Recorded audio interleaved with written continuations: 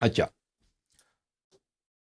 اندازہ ہو گیا ہوگا آپ کو کہ back ground, family back ground کیسا ہے عمر کا، جو میں نے پیش کیا اب تک. فائنینشلی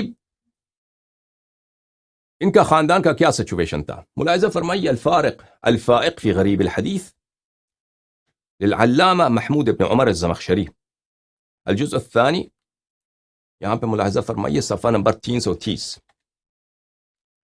زجنان جبل بناحیت مکہ، مکہ کے قریب ایک پہاڑی کا نام ہے زجنان.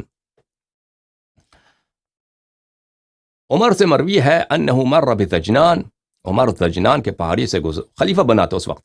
رائی، خلیفہ بننے کے بعد وہ سفر پہ جا رہا تھا، اس پہاڑی کے ساتھ سے گزرا تو اس نے کہا رأيتني بهذا الجبل احتتب مرة واختبط اخرى على جمال للخطاب. کہتا ہے مجھے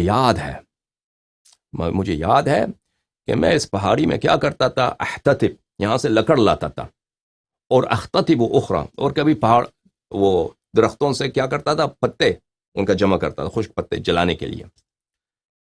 اور میرے پاس ایک اونٹنی تھی، خطاب اس کے باپ کا، اور پھر اس نے اپنے باپ کو گالی دیا، وَكَانَ شَيْخًا غَلِيظًا، اور وہ میرا باپ جو تھا وہ بڑا سنگدل آدمی تھا. اچھا، یہ آپ نے دیکھ لیا. یہ تو مختلف کتب میں یہ موجود ہے، مختلف کتب میں.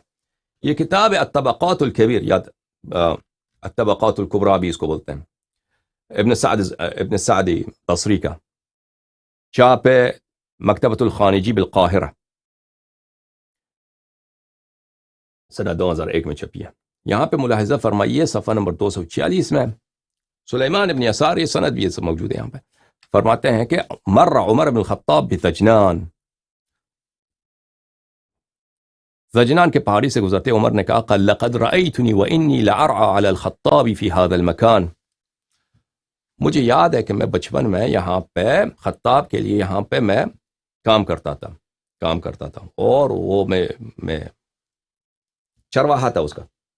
وَكَانَ وَاللَّهِ مَا عَلِمْتُ فَضًّا غَلِيظًا، اور اللہ کی قسم مجھے جب تک یاد ہے وہ بڑا سنگدل اور بڑا بدزبان آدمی تھا میرا باپ. یہ اپنے باپ کا کہہ رہا. ثم اصبحت الى امر امت محمد صلی اللہ علیہ وآلہ وسلم، لیکن اب میں خلیفہ بن چکا ہوں. اب میں دیکھ، وہ اپنی بتا رہا ہے کہ اللہ کی شان دیکھو، ایک زمانہ یہ تھا.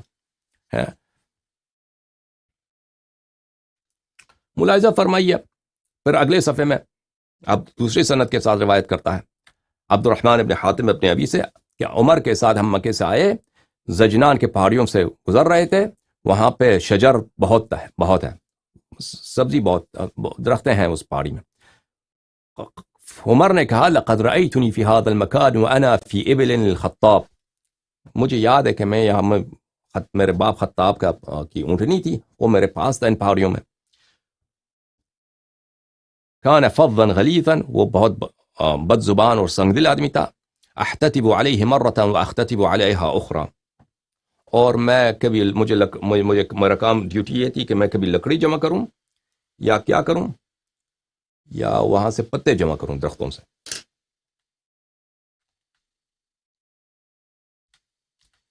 یہ کتاب الاستیعاب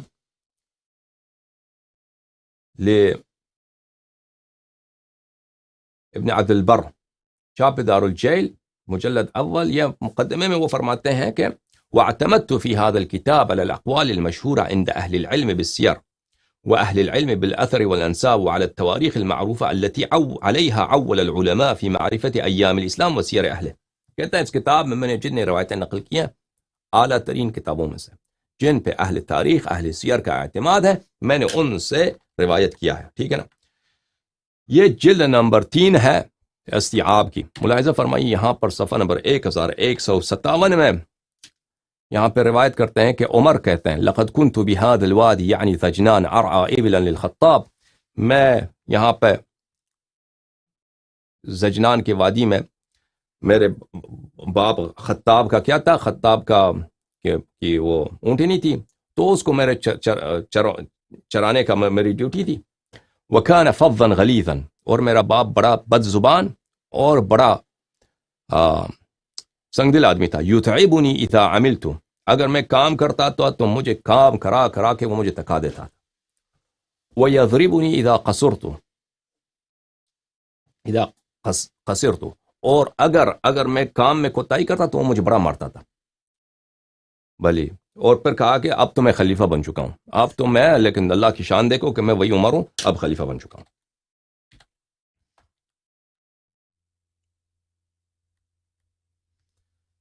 الاکتفاء بما تضمن من مغازی رسول اللہ صلی اللہ علیہ وآلہ وسلم، جلد نمبر 2، چاپ عالم الکتب. یہاں پہ ملاحظہ فرمائی یہی کہ عمر پھر یہی کہتے ہیں کہ میں اسی وادی زجنان میں چرواہا تھا اونٹوں کا، اور میرے باپ جو تھے بہت بد زبان اور سنگ دل تھا. یتعبنی اذا عملت ویضربنی اذا قصرت، اور اگر میں کام کرتا تو مجھے کام کرا کے مجھے جان نکال دیتا، اور اگر تھوڑے سے کوتاہی کرتا تو مجھے بڑا مارتا تھا وہ.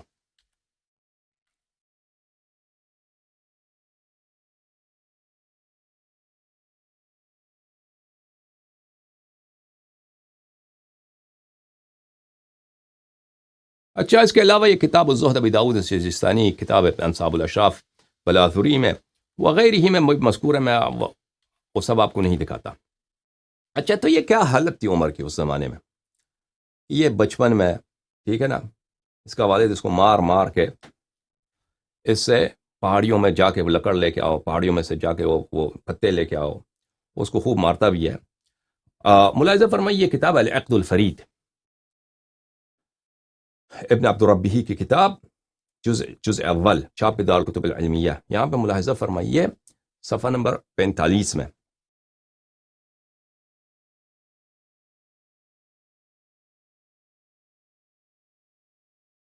یہاں پہ خط ہے، خط لکھا جاتا ہے عمر کے درمیان اور عمرو بن العاص کے درمیان. عمرو بن العاص گورنر ہے مصر میں، اور وہ اپنے آپ کو شہزادہ سمجھتا ہے، ٹھیک ہے نا، اور عمر جو ہے وہ اپنے بادشاہ ہے مدینے میں. ان کے درمیان خط ہے. تو عمر نے اس کو خط لکھا کہ مجھے خبر پہنچا ہے کہ فشت لك فاشية من خيل وإبل وغنم وبقر وعبيد وأحدي بك قبل ذلك لا مال لك فاكتب لي إلي من أين أصل هذا المال ولا تكتمه. عمر نے اس کو خط لکھا کہ مجھے خبر پہنچا کہ تیرے پاس بڑے بڑے ہیں، تو نے بڑا ثروت جمع کیا، اتنے غلام ہیں تیرے پاس، مجھے خبر پہنچا ہے، رپورٹ آیا کہ تیرے پاس اتنے گائیں ہیں، اتنے دمبے ہیں، اور اتنے گھوڑے تم نے جمع کیا، اور اتنے اونٹیں جمع کیا. پہلے تو تیرے پاس اتنا مال نہیں تھا، لکھ دے تیرا مال کہاں ہے. تو اس نے لکھ دیا جواب میں، بھلی، کہ میں اس زمین میں آیا ہوں، اس کا گورنر بناؤں، یہاں پہ سستائی بہت ہے، جو بیت المال سے میرا حصہ بنتا ہے اسی سے میں نے تجارت کیا ہے، تو میرا مال بہت بڑھ گیا ہے. اس نے جواب میں یہ دیا. اور اس نے کہا واللہ لو رأیت خیانتک حلالا ما خنتک. اس نے کہا کہ اگر ابن العاص نے کہا اگر بیت المال میں خیانت حلال بھی ہوتا پھر بھی میں خیانت نہیں کرتا، میں تو بڑا شریف آدمی ہوں. پھر اس کا جملہ دیکھیں، فاقصر ایھا الرجل فإن لنا احسابا هي خیر من العمل لك ان رجعنا الیها عشنا بها. فاقصر ایھا الرجل، کہا کہ خلیفہ سے یہ خطاب کرنا ایھا الرجل، یہ بڑی بات ہے کہ دیکھو تم اپنے آپ کو سمجھتے کیا عمر، ہمارا جو حسب ہے، ہمارا جو نسب ہے، وہ تیرے گورنر ہونے سے بہتر ہے. کیونکہ وہ کیا کہتا ہے میں سردار ہوں نا، اس لیے. اور اگر میں تیرا گورنرشپ چھوڑ بھی دوں اور اپنے جو میرے اپنی سرداری ہے اس کی طرف پلٹ جاؤں تو اس سے بھی میرا گزارا ہوتا ہے. اس نے یہ جواب دیا. تو عمر کو تسلی نہیں ہوئی. عمر نے اپنا نمائندہ بھیجا کہ جاؤ اس کے ساتھ اس کا مال نصف کرو. ٹھیک ہے نا. عمر نے اپنے بہت سارے گورنروں کے ساتھ یہ کام کیا ہے، تقریباً سب گورنروں کے ساتھ. گورنر اس کے مختلف ملکوں میں جاتے تھے نا، یمن میں گیا ہے، بحرین میں گیا ہے، عراق میں گیا ہے، مصر میں گیا ہے. تو بعد میں وہ مال جمع ہوتا تھا ان کا. مثلا جیسے میں نے وہ تقاریر کی گستاخی صحابہ کہ عمر نے اس کے ساتھ ابو ہریرہ کے ساتھ کیا تھا، اس کا آدھا مال تو اسے چھین لیا تھا نا کہ تو چور ہے. تو اس طرح ان سے ان کا آدھا مال نصف کرتا تھا کہ آدھا دے دو، آدھا تمہارا. ٹھیک ہے نا. تو اس نے کسی کو بھیج دیا، اپنے نمائندے کو بھیج دیا کہ تو جا کے اس کا نصف مال میں اس سے لے لے. تو وہ آ گیا، اس کا نام تھا محمد ابن مسلمہ. جب محمد ابن مسلمہ مصر آ گیا تو عمرو بن العاص نے اس کے لیے بہت بڑی دعوت ترتیب دی بہت پارٹی ہے بھائی، بہت کھانا ہے. تو محمد بن مسلمہ نے کہا کہ یہ رشوت ہے، مجھے پتہ ہے، تو مجھے کس لیے کھانا کھلا رہا ہے، میں نہیں کھاؤں گا. تو پھر اس نے آیا، اس نے سب اس کا مال نصف کر دیا، حتیٰ کہ اس کے جوتے بھی تھے نا عمرو بن العاص کے، وہ ایک جوتا اٹھا لیا اس نے اور ایک جوتا عمرو العاص کو دے دیا. تو عمرو بن العاص کو غصہ آیا، تو اس نے یہ جملے کہے: یا محمد ابن مسلمہ، قبح اللہ زمانا عمرو بن العاص لعمر بن الخطاب فیہ عامل. کہتا ہے کہ اللہ لعنت کرے اس وقت کو کہ عمر ابن العاص، میں عاص کا بیٹا عمر بن الخطاب کا گورنر بناؤں اور اس طرح مجھے ذلیل کرتا. وَإِنِّي لَأَعْرَفُ الْخَطَّابَ، اور مجھے یاد ہے وہ زمانہ کہ خطاب يحمل فوق رأسه حزمة من الحطب وعلى ابنه مثلها، کہ خطاب خود بھی تھا، اس کے سر پہ حزمہ بولتے ہیں کہ باندھا جائے، کسی چیز کو باندھا جائے، لکڑ کا ایک بستہ اس نے باندھا اپنے سر پر اور اس کا بیٹا بھی جو ہے اس کے سر پہ بھی لکڑی ہے. یہ غریب فقیر لوگ تھے نا، جا رہے ہیں، یہ چل رہے ہیں، وہ پہاڑی سے لکڑی لا رہے ہیں. وما منهما الا في نمرة لا تبلغ رسغیہ، رسغی بولتے ہیں، رسغ کلائی کو بھی بولتے ہیں اور پیر کے ٹخنوں کو بھی بولتے ہیں. اور کہتے ہیں کہ اس کے پاس قمیص بھی نہیں تھا، ردا بھی نہیں تھا، پورا یہ کمر سے اوپر سب یہ ننگا، صرف ان دونوں کے کمر پہ وہ دوتی نمرہ کی دوتی، وہ اون کی دوتی ہوتی ہے جو وحشی عرب ہوتا ہے نا، صحرائی بدوی عرب، وہ پہنتے ہیں. تو ان کے باپ بیٹے کے پاس وہ یہ ننگا سر پہ یہ رکھے ہوئے، یہ آ رہے تھے پہاڑی سے لکڑ لے کے، اور کچھ بھی نہیں تھا، ایک دوتی ہے کمر میں ہے، وہ بھی وہ اون کی دوتی جو وحشی عرب بدوی عرب پہنتے ہیں، وہ ان کے کمر میں، وہ بھی اتنا چھوٹا کہ ان کے ٹخنوں تک بھی نہیں ہے.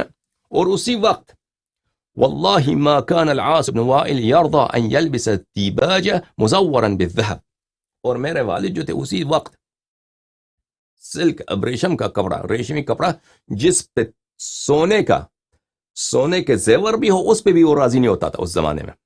میرے والد جو تھے عاص بن وائل، عرب کا جو سردار تھا، قریش کا سردار، وہ تو اس میں بھی راضی نہیں ہوتا تھا کہ اس کے کپڑا جو ریشمی تھا اس پہ سونا بھی چڑھا ہوا ہو نا، اس پہ بھی راضی نہیں ہوتا تھا کہ ہو. اچھا، یہ خط اور یہ جواب خط بہت ساری کتب میں موجود ہے. ملاحظہ فرمائیے، یہ کتاب مرآت الزمان فی تواریخ الاعیان، تعلیف سبت من الجوزی، چاپ عالم الرسالہ العالمیہ، جزء 5. یہاں پہ ملاحظہ فرمائیے کہ صفحہ نمبر 414، وقاسم عمرو بن العاص مالہ، عمر نے قاسمہ مقاسمہ کیا، تقسیم کیا، آدھا مال اس سے چھین لیا نا، اس سے کہ تو چور ہے، آدھا مال اس سے لے لیا کہ تو چور ہے. بھئی اگر صحابہ سب عدول ہیں مجھے بتاؤ، اور یہ تو بہت سارے کتب میں موجود ہے اس بات کی تائید، ٹھیک ہے. وہ میرے سیریز آپ دیکھ لیجئے، گستاخی صحابہ، جس میں عمر نے ابو ہریرہ سے اس کا آدھا مال چھین لیا تھا. دیکھیں، اگر صحابہ عدول ہیں، وہ یعنی وہ غلط کام نہیں کرتے، تو عمر نے اپنے گورنروں سے جو مشہور صحابہ تھے ان کا آدھا مال اسی لیے کہ تو نے چوری کیا ہے، کیسے چھین لیا، جیسے ابو ہریرہ سے، ٹھیک ہے نا، وہ تو صحیح سند کے ساتھ ہے، کیسے اس سے لے لیا. تو پھر یہ تو ظلم ہے انہیں، جو عدل عمر کہتے ہیں نا، عدل عمر، یہ عدل یہی ہے کہ عادل لوگوں سے، نیک لوگوں سے اس کا آدھا مال چھین لو. پھر اگر صحابہ عدول نہیں ہیں، وہ چور بھی ہو سکتے ہیں، تو ان کی جرح کیوں نہیں کرتے ہو، ان کی جرح کیوں کرتے؟ اگر صحابہ عادل نہیں ہے تو اس کی حدیث ضعیف، تو پھر تمہارے پاس تو کوئی حدیث بھی نہیں بچے گی نا. ٹھیک ہے کہ نہیں؟ جواب دو. اور یہ بات، اگر وہ چور ہیں تو آدھا مال کیوں لیتے ہو چور سے؟ تو پورا مال لے لینا چاہیے اس سے. ٹھیک ہے، یہ عمر کے بھی طریقہ کار دیکھیں، یہ کوئی عدل ہے کہ چور کا آدھا مال لے لو، آدھا مال اس کو چھوڑ دو، پھر اس کو دوبارہ اسی کا عہدے پہ رکھ دو، عہدے سے نہ ہٹاؤ. اگر وہ چور ہے تو اس سے پورا مال لے لو، پھر اس کو ہٹا دو. اگر وہ چور نہیں ہے، تو اس کا آدھا مال کیوں لیتے ہو؟ ٹھیک ہے نا. تو اس کتاب میں مرآت الزمان میں بھی یہی قبح اللہ زمانا، یہی جملے وہاں پہ بھی موجود ہے، تو میں اس کو تکرار نہیں کرتا. عزیزو، کتاب مجموعۃ الفتاوی لشیخ الالحاد ابن تیمیہ الحرانی الجزء 28، یہاں پہ ملاحظہ فرمائیے صفحہ نمبر 157 میں، وَلِهَذَا شَاطَرَ عمر، شاطر یعنی قاسم، عمر من عماله من كان له فضل ودین لا يتهم بخیانہ، عمر نے اپنے ان گورنروں سے جن کا جو صاحب فضل ہیں، صاحب دین ہیں، خیانت پہ متہم بھی نہیں، ان کا آدھا مال اس نے چھین لیا۔ اچھی بات، یہ عجب انصاف ہے، عجب عدل ہے، ٹھیک ہے نا بھائی، عدل کی بات کرتا ہے عدل عمر۔ کہتے ہیں کہ عمر، کیا عدالت ہے عمر کی، کیا عدالت ہے بھائی، اس نے اپنے گورنروں سے جو صاحب فضل و صاحب دین تھے ان سے بھی ان کا آدھا مال چھین لیا ہے۔ اچھا، جو ان کے خیانت پہ متہم بھی نہیں تھے ان کا، تو پھر اس کی شرعیت کہاں؟ تو میں ایک شریف آدمی کا جو صاحب فضل بھی ہے، صاحب دین بھی ہے، خائن بھی نہیں ہے، چور بھی نہیں ہے، اس کا آدھا مال چھین لے، یہ اس سے بڑا ظلم کیا ہے؟ ٹھیک ہے نا؟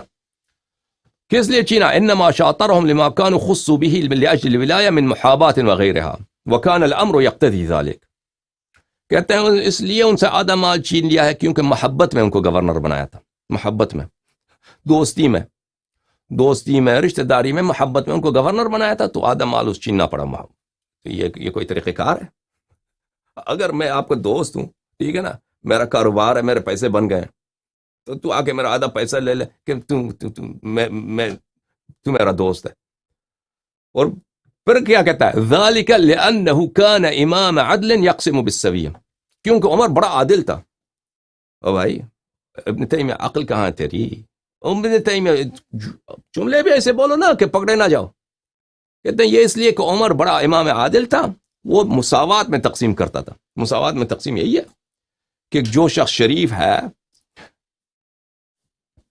ہے، جو شخص چور نہیں ہے، اس کا مال، آدھا مال لے لو، ٹھیک ہے۔ یہ تو اس سے ظلم کیا ہے؟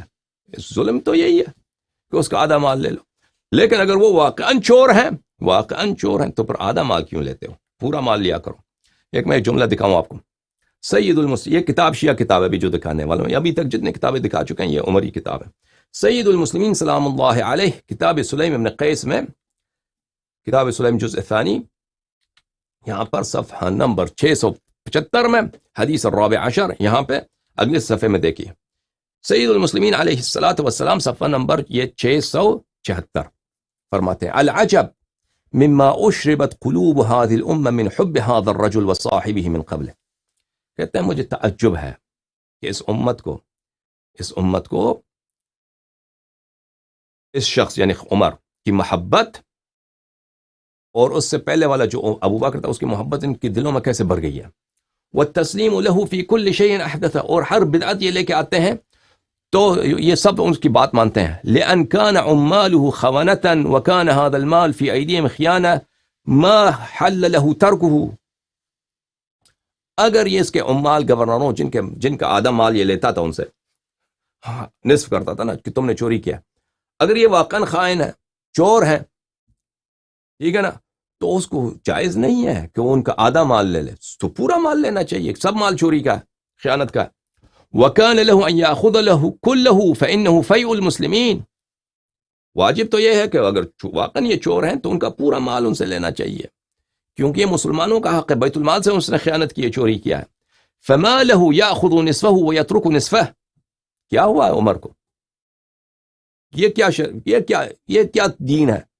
یہ وہ جیسے ابن تیمیہ کہتا ہے کہ امام عدل ہے، تقسیم بالسویہ کرتا ہے، انصاف کے ساتھ بانٹتا ہے۔ انصاف کے ساتھ بانٹنا یہی ہے کہ چور کو جس نے بیت المال سے، وہ چوری ہی کی وجہ سے اس سے مال چھینتے ہو، آدھا مال اس کو دے دیتے ہو، آدھا مال لے لیتے ہو، تو تیرے باپ کا حق ہے کہ آدھا مال اس کو دیتے ہو، ٹھیک ہے نا۔ یہ کیا کہاں سے تمہیں حق ملا ہے کہ تم آدھا لے لو آدھا ترک کرو؟ وَلَئِنْ كَانُوا خَيْرَ خَوَنَةٍ فَمَا حَلَّ لَهُ أَن يَأْخُذَ أَمْوَالَهُمْ وَلَا شَيْئًا مِّنْهُمْ قَلِيلًا وَلَا كَثِيرًا، اور اگر وہ چور نہیں ہے تو اس کو کسی کو حق نہیں ہے کہ ان کا مال لے لے، آدھا مال لے لے، یا کم مال، آدھا سے کم تر لے لے، سلس، ربع، خمس لے لے۔ اگر یہ مال میرا ہے، چوری کا نہیں ہے، تو عمر کو کیسے حق پہنچتا ہے کہ آدھا مال لے لے، یا اس سے اقل یا اس سے اکثر لے لے؟ کوئی ایک آنا بھی لینے کی حق نہیں ہے، ٹھیک ہے کہ نہیں؟ سب ظلم ہے، ہر لحاظ سے ظلم ہے۔ وَإِنَّمَا أَخَذَ أَنصَافَهَا، اور عمر نے کیا کیا؟ ان میں سے نصف ان لوگوں سے اخذ کیا، آدھا تمہارا عمرو بن العاص، آدھا تمہارا ابو ہریرہ، آدھا میرا. ولو كانت في أيديهم خيانة ثم لم يقروا بها ولم تقم عليه البينة ما حل له أن يأخذ منهم قليلا ولا كثيرا. سبحان اللہ، سبحان اللہ. سلام ہے امیر المؤمنین علیہ السلام کے بیان کو، سلام ہے امیر المؤمنین علیہ السلام کی فقہ کو. اور اگر کوئی مال بھلے انسان کی قاعدۃ الید یہی ہے کہ اگر میں مسلمان ہوں نا، یہ کتاب میرے گھر میں ہے، یہ کتاب میرے گھر میں ہے، یہ کتاب میرے ہاتھ میں ہے، کسی کا حق نہیں پہنچتا کہ کہے یہ کتاب چوری کا ہے. یہ جب تک میں خود اقرار کروں کہ میں نے یہ چوری کیا ہے، ٹھیک ہے نا، یہ کتاب میرے گھر میں ہے، یہ قلم میرے گھر میں ہے، یہ قلم میرے گھر میں ہے، یہ انگوٹھی میرے ہاتھ میں ہے، کسی کو حق نہیں پہنچتا کہ یہ انگوٹھی میرے ہاتھ سے چھین لے. میرے پاس کوئی رسید نہیں ہے، کوئی بات نہیں ہے، کیونکہ میرے ہاتھ میں یہ، کیونکہ میرے ملکیت میں ہے، میرے ہاتھ میرے کنٹرول میں ہے، یہ میری ملکیت ہے، رسیدوں کی ضرورت ہی نہیں ہے اس وقت تک کہ میں خود اقرار کروں. میں کہہ دوں کہ جی ہاں میں نے انگوٹھی چوری کیا، جی ہاں، اس وقت پھر یہ میرا حق نہیں ہے، میں نے خود یا یہ کہ شاہد آ جائیں، بینہ شہادت دے دیں، شہود عدول، سچے شاہد سے کہ ہم نے دیکھا تھا اللہ یاری صاحب نے یہ انگوٹھیاں کہاں سے اٹھائی ہیں، اس نے چوری کیا، یا کتاب کسی اور کا ہے، اللہ یاری نے چوری کیا، ٹھیک ہے نا. اس وقت تک اگر پتہ بھی چلے کہ مال خیانت کا مال ہے، جب تک بینہ نہ ہو، شہود شہادت نہ دیں، یا خود وہ شخص گورنر اقرار نہ کرے، تو کوئی حق نہیں ہے کہ اس کا مال چھینا جائے. پھر فرماتے ہیں وَأَعْجَبُ مِنْ ذَلِكَ، پھر ایسے عجیب تر اعادتهم ایاہم الی اعمالہم، اس سے بھی عجیب تر ان سے چوری کے الزام میں ان سے آدھا مال چھینتا ہے، پھر اس کو اسی گورنرشپ میں ابقاء کرتا ہے، اسی گورنرشپ میں اس کو کنٹینیو کرتا ہے کہ تم گورنر رہو، ٹھیک ہے، آدھا مال لے لیتا، چلو اب واپس جاؤ اپنے پوسٹ. بھائی اگر چور ہے، تم نے اس کا آدھا مال لے لیا ہے، ٹھیک ہے نا، یہ کوئی انصاف ہے بھائی؟ اگر کوئی ابھی امریکہ میں اس طرح کا صدر ہو کہ کسی شخص کو آپ اس کے پوسٹ سے، یہ تو ہوتا ہی نہیں، یہ کسی گورنمنٹ میں اس طرح نہیں ہوتا نا، یہ تو ایسے گورنمنٹس میں ہوتا ہے جہاں پہ کوئی حساب کتاب ہی نہیں ہے. بنانا ریپبلکس میں ہوتا ہے. بنانا ریپبلکس کس کو بولتے ہیں؟ بنانا ریپبلکس بولتے ہیں عمر کی حکومت کو. اس میں اس طرح کام ہوتا ہے بھائی کہ جو مرضی گورنر، خلیفہ، بادشاہ سلامت جو مرضی کرے، جس طرح کرے، کوئی پوچھنے والا ہی نہیں، کہ نہ کوئی قانون، وہ جو کرے وہی قانون ہے.